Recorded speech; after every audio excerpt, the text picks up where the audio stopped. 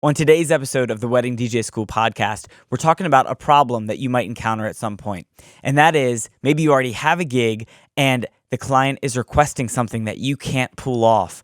Or somebody's reaching out to you to do a really big gig, really something that's important and that's going to be awesome, but you don't yet have the skills or the equipment to be able to make it happen. So we're going to talk about how to say no, how to set boundaries so that you can agree to things with full energy and not feel that sense of guilt that you're not going to be able to make it work. All of that is coming up on today's episode of the Wedding DJ School podcast.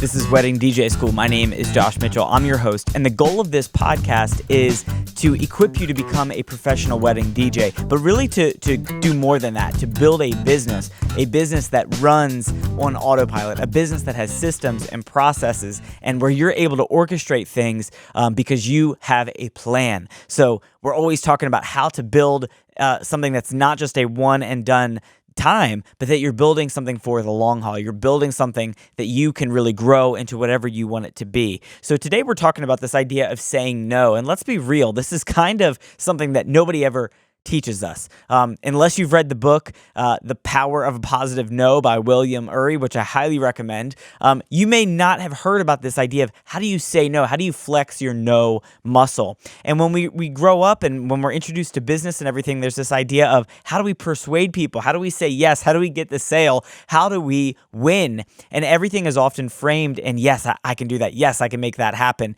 And when it comes time to say no, it can often feel like you don't maybe have the skills to make that happen. So you feel like, maybe it's your experience, maybe it's because you don't know enough, or maybe you don't have the equipment, maybe you can't pull it off because you don't own the speakers or the lighting or the kind of microphones that they want to be able to make something happen. And you feel like, okay, I guess maybe I'm not a good enough DJ because I don't own all of that equipment. But the reality is, even the top-notch DJs, even some of the best world-class performers in the world don't say yes to everything. So today we're talking about how a wedding DJ professional, and really this might even apply beyond the wedding DJ industry. In fact, I know it does.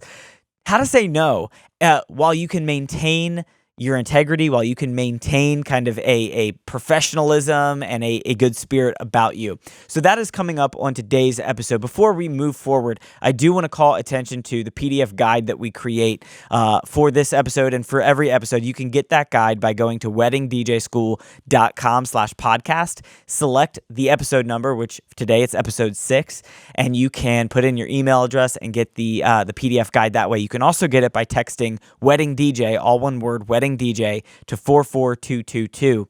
We will ask for your email address and then send it over that way. And the reason that we make action guides, the reason that we take the time to synthesize the information and get it into a PDF is because when you're listening to things, sometimes when you're listening to a podcast or when you're watching something on YouTube, it can be difficult in that moment to extract the information and put it to use. Right now, when you're consuming this, if you're listening to this right now, thank you, by the way, I really appreciate it. You are not in the position right now to go and do it. So the PDF is a way for you to kind of take it with you, to take it and put it to use in your life. And that's really when information becomes valuable, when you're able to do something with the information that you have. So all the information that we try to communicate on weddingdjschool.com and on this podcast and the stuff that we talk about here, we want it to be very practical and action-oriented for your life so that this isn't just some theoretical stuff that you heard in a podcast, but really applies to you, and it really is something that you can take and apply, and today is no exception to that. So we really want to make this something that you can use. Again, that's at weddingdjschool.com. Okay, so let me paint the picture for you. Let me paint the tension or the problem or the issue. You're going to have somebody that comes to you at some point in your journey, and they are going to make a request to which you can't say yes.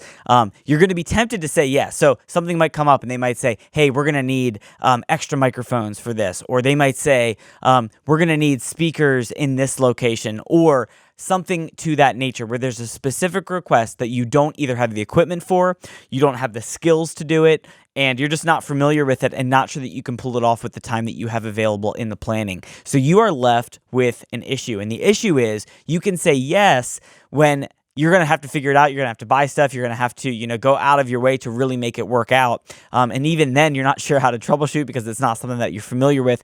Or you can say no and have that risk of maybe potentially losing the sale, or, not keeping the trust, or something along those lines. And you're feeling like you need to say yes, or you need to agree to whatever it is that people bring up to you to maintain your integrity, to maintain this idea that you can do it, that you are a full service DJ. Now, here is one of the fundamental issues, and that is when you are first starting off, you are not yet a full service company.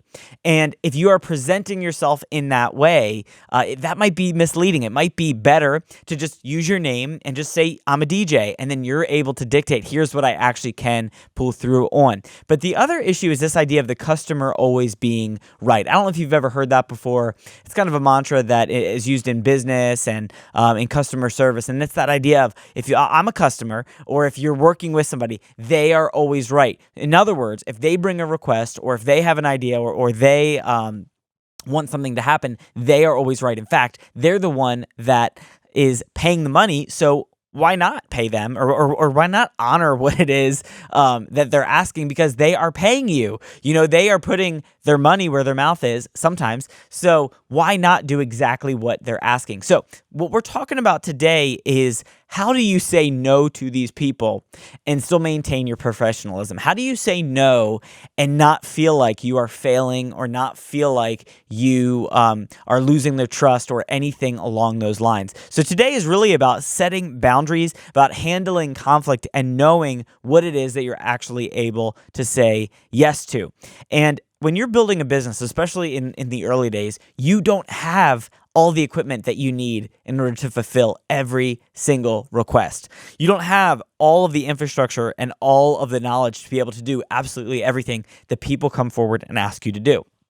So you have the option to say yes and to have to buy more stuff, put more money out there of your own money to be able to buy those things, or to say yes and pretend that you've done it before. Pretend the idea of kind of fake it till you make it. And there is, let me be honest, there is an amount of truth to that, and a certain level of, you sometimes do have to go out on a limb and do something that you're uncomfortable with when you want to grow in that area. So I don't want to discourage you to that end. But what I do want to say is, saying no to people is often not talked about. Saying no in a grounded, really respectful way is often not talked about. In other words, being able to set your limits and set your boundaries is something that we didn't learn in grade school. This isn't something that, right when you came out of the womb, you were taught, hey, you're going to need to set boundaries. You're going to need to set limitations and know what it is that you can pull off. So this is a new behavior that we have to be able to embody. And it's the idea of knowing what it is that we can pull off, so that we can let people know what we can't pull off. So in other words, your no is always rooted in a yes. Whatever you are not able to do is rooted in what you are able to do. And that this principle comes from Bill Ury, or William Ury's book, The Power of a Positive No. And it's the idea that anytime you say no to something, anytime that you say, I can't agree to that, what you're doing simultaneously is saying, I can agree to these other things. So you might have family commitments, and your family is going to be going on vacation on a certain date. So when somebody reaches out to you and they say, hey, can you DJ a wedding or an event on this particular date? You say, no, I'm not able to DJ this wedding because I've said yes to going on vacation with my family. Or it might even be more simple than that. You might just need a day off. You might need time to rest. You might have a really busy season with your other job or with other things that are going on in your family, and you get a request to DJ at a certain time, and you say, you know what? I don't want to commit to this based on the other things that are going on in my life. So you're going to say yes to rest and rejuvenation and just, bringing yourself to the place that you need to be, but you're going to say no to DJing the certain wedding. When it comes to equipment, it might come down to something like this. Somebody might want extra microphones, extra wireless lapel microphones for the groom and the bride for the sound so that everybody can hear the bride and the groom during their vows and whatnot. And you might say, yes, I can make that happen. And then you're faced with, how do I get microphones? How do I make sure that I have this? They're expensive. I want to get ones that actually work and that don't, poop out during the thing. Or you can say, I'm not able to pull that off, but what I can pull off is having a handheld that's available. And although it doesn't look as good in the pictures, and it certainly isn't as discreet, it will pick up the microphone, or will pick up the sound very well. Would you like to use a handheld during that time, and the officiant can hold it or hand it to you? Or let's say you don't even have a handheld yet, and all you have is one lapel microphone that is on the officiant, which I think is a really important investment. If you are going to make that wireless microphone investment, one that I would highly recommend if you're doing ceremonies is the clip-on microphone for the officiant. So you might say, well, I'm not able to provide the microphone for the bride and the groom, separate microphones for the bride and groom. What I can provide is the microphone on the officiant, which is usually close enough to the groom, close enough to the bride, that it will pick up some of that extra sound so that guests can hear it. Now, if you're an experienced DJ, or if you've been in the business for a while and you're listening to this, you might think, yes, but having those individual mics are a really nice benefit. And I would say, yeah, they're a really nice benefit. That's a really nice feature added for somebody that has the capital, that has the experience, and the know-how to be able to make that work. But if you're just getting started off, let me encourage you to say, you don't need to have every single thing that people ask for in the early days. There are a lot of things that you do need, and we've talked about that in the equipment lesson. You can download the equipment PDF that's included in the action guides for the podcast. I think that's episode 2 or 3. So you can learn what equipment that you need that is going to be your baseline equipment. But sometimes people are going to say, oh, can we get an extra speaker in this room, or can we do this extra thing? And it's okay to be able to say no to these things. So the main takeaway, one of the big takeaways that I want you to hear is saying no is actually okay. Because what it means is you're going to say yes to something else. Saying no means that you're going to put your energy somewhere else, that you're going to put your attention and your expertise and your knowledge somewhere else, and you can leverage that to your advantage. So when somebody says, hey, can we have this extra speaker available for the cocktail hour? I'm even willing to pay more. You might say, no, I'm not able to pull that off because I want to put all of my energy and all of my attention into making sure that the ceremony and the reception go flawlessly. So, do you understand where we're going here? You need to commit to what you know you can do with excellence, with energy, with a high level of detail and attention so that you can really pull it off really well. What you don't want to do is agree to absolutely everything that is thrown your way and then have something that suffers in quality. So if you agree to adding these extra speakers, or you agree to adding an extra microphone, or you even agree to doing an event the same day, or an event that's back to back or something, what you are doing is you're potentially depleting your energy to be able to give it to something else within your skill set and within your other commitments. So let's move on, and let's keep talking about this idea of how do you say no while maintaining that level of integrity, that level of professionalism. So saying no to an entire wedding. So you need to know when somebody comes your way and they have a request to do you to DJ their wedding, you need to know whether or not you can realistically pull that off. So somebody might come to you and they might want a DJ for a group of 300 people. They want a ceremony, they want a cocktail hour, and then they want music that goes until 4 o'clock in the morning. If you are just getting started off, if a request like that comes your way, which who knows, it might. In fact, in my early days, I got several requests for things that were very kind of over the top that I knew that I couldn't pull off. So when that comes about, you need to really figure out what is it that you can do, and are they willing to maybe adjust their expectations or have a different commitment to their DJ based on what you can provide. So you can frame it in terms of, while I can't pull off X, Y, and Z, here's what I can pull off. And we just kind of talked about that. But when you think about DJing an entire wedding, you really need to be thinking about what else is it that you're saying yes to in your life around that area. And what are you saying no to by agreeing to doing a particular gig? So when you agree to do a gig, the client says yes, you say yes, and you're all in. What have you just said no to? You have said no to a certain amount of hours during the week before that wedding to prepare appropriately. So what's going on during that week that you're going to say no to so that you can say yes to that wedding? What else is going on that weekend? Are there other family events or sports things going on? Or, maybe there's just something personally that you've wanted to do that's a personal goal that you really want to fulfill. What are you saying no to so that you can say yes to the wedding? And every single wedding that comes your way, you don't need to get every single one of them. It might feel like, oh my gosh, I just haven't gotten a wedding in weeks and I really want to get booked. So you're trying as hard as you can to be able to please somebody, and they've got all these requests, they have all these ideas, and they're coming to you, and you are very eager to please. You're in a position of wanting to get the sale, so you are not wanting to say no at all. But you really need to think about what else is going on in your life. What else is going on with the setup that you have, with the things that you're able to pull off, and is it truly going to make that wedding a success? Think about it beyond yourself. Think about it beyond your own business, about what you independently can pull off, and think about what is it going to take for it to be successful for that particular person, for the image that they have in their head. Are you the one that can pull that off? And if you are, move forward by all means, knowing that you're saying no to other things in your life to be able to say yes to that wedding.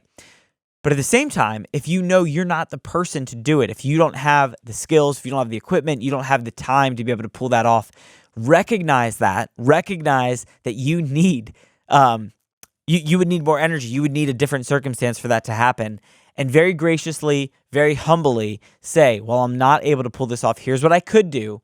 Or here's some information of people that I can send your way. So that's kind of saying no to an entire wedding. And everybody comes with expectations. So people come to you, clients come to you with ideas. They're going to come to you with a certain amount of, songs or a setup or a list of equipment that they think is successful, that they think is what they need. And sometimes you need to be able to say no to those things. So this next section here is about how do you say no to specific requests without sounding unprofessional. And here it is.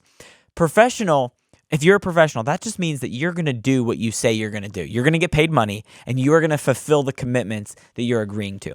So when somebody brings a request your way, to be professional, you are agreeing to accomplish what you know you can pull off. So that means if something comes your way that you can't pull off out of your own integrity, out of your own professionalism, you need to say, no, I'm not able to do that. Now, the way in which you go about saying no doesn't have to be a big capital N-O exclamation point to the person that you're talking to. The way that you can frame it is, while I can't pull off this, here's what I can do. So when specific requests come your way, it might be something like we talked about, the cocktail hour speakers. I've had people request subwoofers. I've had people that want to have like 7 microphones for an entire band, or this or that, or whatever the situation is.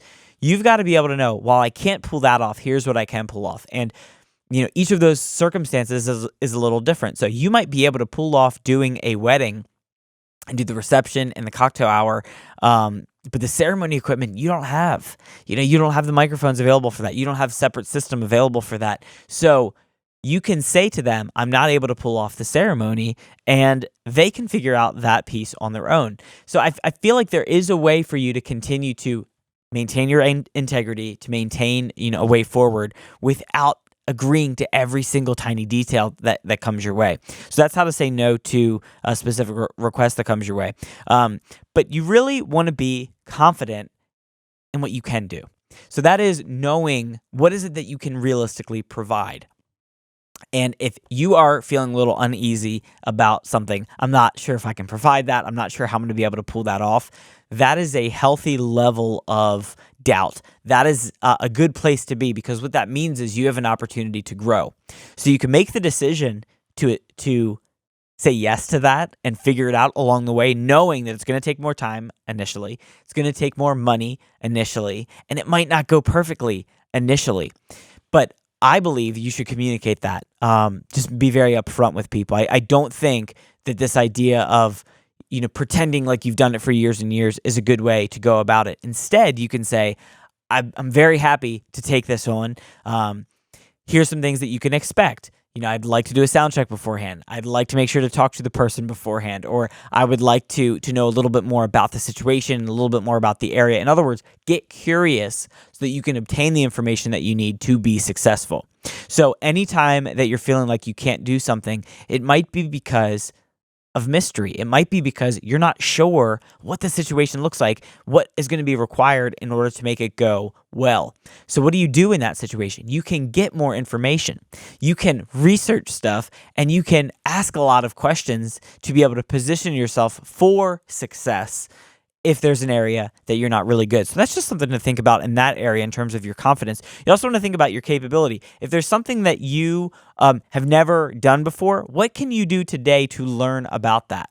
What can you do to expand your knowledge in a particular subject or area that comes your way? So how can you learn more about, miking up a small quartet? What can you learn about EQing a microphone so that it sounds really good? YouTube is a great resource for that. There's a lot of other great resources like blogs and magazines and videos and courses and those kinds of things. So what capabilities right now would you say you need to improve or get some more information on? And that is a pathway for you of increasing your confidence and increasing your capability. The more capability that you have and the more understanding of, skills and knowledge that you have, the higher your confidence is going to go up. So to get more confidence, you've got to have, more capability. And as you get more capability, you will get more confidence. So that's just something to think about in that area as it relates to this pattern or this plan for how you can go to the next level when it comes to requests that come your way.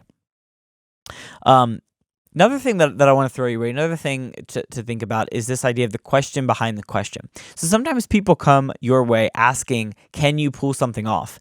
And you're immediately wanting to say, yes, I can, because you want the sale or you want to, get their trust or whatever that is. But sometimes the client is really asking something else. So somebody might come to you right away and they might say, do you have extra speakers? And rather than saying yes or no right in that moment, you need to get a little curious. What is the question behind the question that they're asking? Are they asking about cocktail hour coverage? Are they asking about, the crowd size? Are your speakers going to be able to be loud enough for the group of people? So just when you hear a question from somebody, don't feel like immediately you need to jump in and answer that question. There's probably a question behind that question that they're not asking you straight up because they're not even sure what the question is. So by getting curious and instead of jumping right into advice mode or jumping right into saying, no, I can't pull that off, maybe there is something that you can pull off. Maybe there is something that you can do to make it work. Last thought here as we close up is the fact that overcommitting is very easy to do. David Allen, productivity expert and writer, he says that if you don't know what you're committed to, you're always going to overcommit. If you don't know what you're committed to, you're always going to overcommit. So what commitments have you already made in your life? And what commitments about DJing have you made? And are you aware of those things? And have you ever overcommitted before? Have you ever been in that position where you have said yes, you have bitten off more than you can chew? And how do you get out of that? How do you appropriately maintain integrity and trust and professionalism? And it's really being very clear about what you can commit to, being really clear about what you can commit to. And the more that you review what you have committed to, the more that you are aware and you understand what it is that you've said yes to, the no's are much easier in the moment because you have a very clear understanding of where you're at. So being clear with yourself and with your clients and with your business about what it is that you can pull off allows you to be able to say no to things much more easily. And you're going to realize that when you are honest with people about what you can realistically provide, they are then going to have a higher professionalism or higher image of you in terms of being a professional, because the difference between amateurs and professionals is that amateurs just want to please everybody because they're looking for accolades, or they're just they're looking to do it because they want to do it, whereas a professional is very clear, a professional is very focused, and a professional is going to follow through and commit to what it is that is on their plate. So they aren't just saying yes for the heck of it. They are saying yes very intentionally, very focused, a lot of attention to detail and that kind of thing. I'll leave you with a story from Paul Rand and Steve Jobs, and you can find this clip online. And basically, Paul Rand was a graphic designer. He has passed away, but he designed logos and brands and wrote a lot about how to make an image of a company look really good, really clear, really professional. So Steve Jobs hired him when he started the Next company when Apple fired him. It says you can look it up online to get more information about the story. Some people listening might already know about this. So if that's you, that's awesome. But Steve Jobs went to Paul Rand and said, can you design me a logo? I'd like to see like 3 or 4 different options. And Paul Rand said, no, I'm not going to do that. Now, you have to understand that at the time, Steve Jobs was already pretty famous and people knew about him.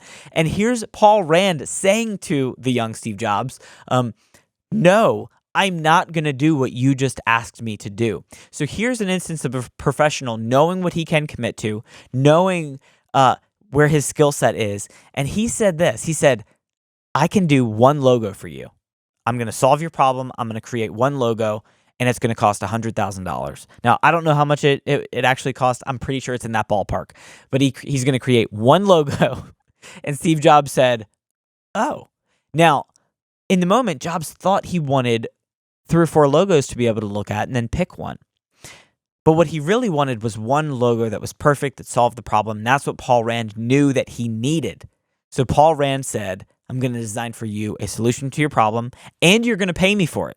And whether or not you use it is besides the point. I will solve your problem. Now, Steve Jobs loves the logo. The next logo kind of was this box, had next written on the side of it. I think it's still a really cool logo. But the idea is whether or not Steve Jobs used the logo was irrelevant to Paul Rand. Paul Rand wanted to solve the problem, and he did by crafting and creating a brand for the company that he was very proud of. You can find out more about that on YouTube. Just search for Paul Rand, Steve Jobs. You can also watch, there's like a little 20-minute clip about Steve Jobs and the next company. It's kind of like a documentary. And Paul Rand shows up and shares the brand book with everybody, and they flip through the pages and they look at the identity of that next company. But what you have to take away from that story is sometimes people don't know what they really want. Sometimes the customer is not always right. And it's up to the professional. It's up to the person that is committing to making it happen to be clear with the customer about what they are going to do. So you can apply this the next time somebody comes your way and asks if you can pull something off that you know you can. And you can say, no, I'm not able to provide that, but here's what I can do. So it's a big thing. It's going to apply to more than just the wedding DJ industry, but I hope that's an encouragement to you. Today's episode was all about how to say no. The Power of a Positive No is a fantastic resource by William Ury if you want to check that out. But thank you so much for listening. You can get today's action guide by going to weddingdjschool.com/podcast and click on today's episode number 6. You can also text Wedding DJ to 44222, and we will ask for your email via text and then get the PDF sent over to you pretty soon. I will see you in the next episode. As always, thank you so much for listening. I'll see you next time.